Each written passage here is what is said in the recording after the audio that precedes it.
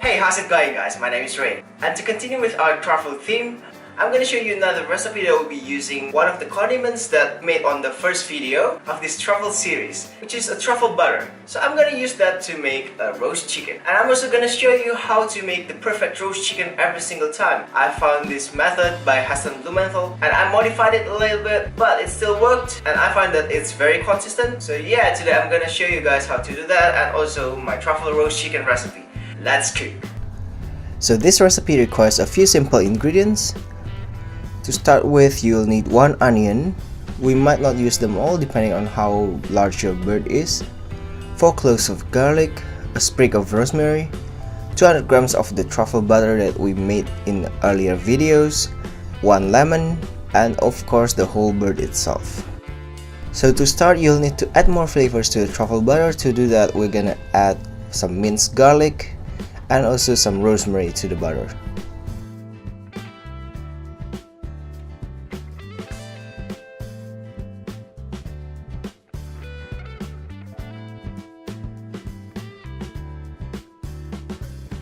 Then we're also gonna grate in some lemon zest, as well as the juice of half a lemon.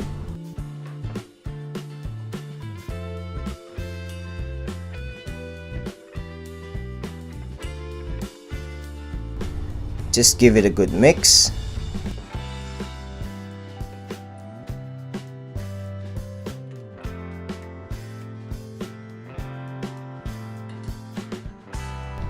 And now we're gonna do an unusual step to the chicken, which is to make a room in between the skin and the meat. Just do that by inserting your fingers underneath the chicken skin. This will allow us to stuff some butter under the chicken skin, which means as the chicken cooks, the butter will melt and kind of trapped inside, which adds more flavor to the meat itself. And also don't worry about tying up the legs like people usually do. It's mainly for presentation purposes and it kinda hinders the cooking process of the chicken because it presses together the leg and the breast and making it really hard to cook that part of the chicken. So after you've done that step, all you need to do next is to stuff the cavity. So we're gonna start with some butter and followed by the onion that has been quartered. And then we're gonna season it with a big pinch of truffle salt. And finally, seal it with a piece of lemon.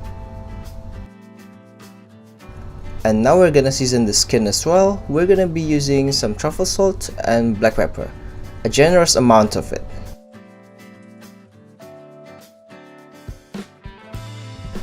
And of course, we're gonna have to season the butter itself with some salt and black pepper.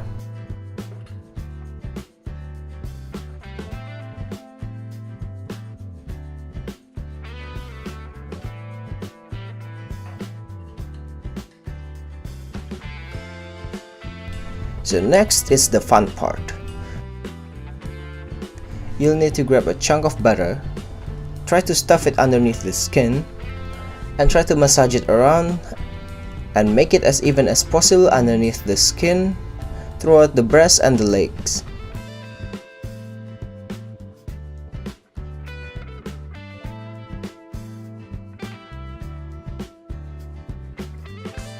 And of course, as traditionally done, we have to do that on top of the skin as well.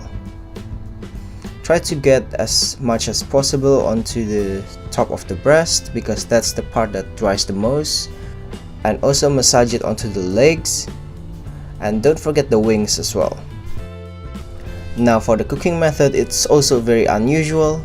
We're gonna cook it low and slow at first and only blast it with high heat towards the end of cooking process. You should start with a 100-degree oven for about 1 hour. And from there, depending on how large your bird is, you might have to add half an hour to 1 hour. So after the first hour, just check it every 30 minutes using a kitchen thermometer. Now according to Food Safety Guide, your internal temperature of the chicken should be around 75 degrees Celsius. So the last 10 degrees is gonna be covered by the high heat blast towards the end. So as you can see now, mine is only about 55 degrees. So I'm just gonna baste my chicken and put it in the 100 degrees oven, checking every 30 minutes. This chicken might not look so appetizing during this process, but this process will ensure the chicken remains succulent and infuses the chicken better with all the flavors that we're adding. So now after 2 hours of total cooking, my chicken's internal temperature is finally at 65 degrees Celsius. To me, that's the perfect temperature of where I want my chicken to be before the final cooking process. But if you're concerned about food safety issue, then you can absolutely go just to 70 or even 75 degrees. But probably the result would not be as succulent. And now I'm just gonna add some asparagus to the tray. That's gonna be my side dish for the chicken. I'm just too lazy to use another pan, so I'm just gonna roast it together with the chicken. But if you're doing potatoes or carrots, you might want to put it in the oven from the beginning. So yeah, I'm just gonna toss my asparagus in the flavored butter and just top it with a squeeze of lemon juice and return the chicken back onto the tray. And now just blast your oven to the highest temperature possible and just wait for it to preheat, and just use this time to baste your chicken and rest it for a little bit. And when the oven is up to heat, just place your chicken back into the oven for a further 15 to 20 minutes, or until it looks golden brown and amazing like this.